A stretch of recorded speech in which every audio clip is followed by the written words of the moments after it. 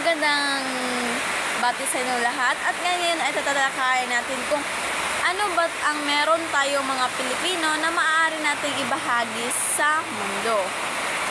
Una ay ang ating natatanging kultura at tradisyon. Ang Pilipinas ay kilala sa mga makukulay na kultura nito tulad ng bayanihan, fiesta at ang tradisyon ng pagmamahal sa pamilya. At ikalawa naman ay ang masasarap na pagkain. Mga pagkaing Pinoy tulad ng adobo, sinigang at lechon ay maaaring ipagmalaki sa mundo. At ikatatlo naman ay ang sining at talento. Ang Pilipinas ay tahanan ng mga world-class artists, singers at performers. Ang mga Pilipino tulad ni Lea Salonga, Manny Pacquiao at Fernando Amor Solo ay nagbibigay puri sa bansa sa larangan ng musika, sports at sining.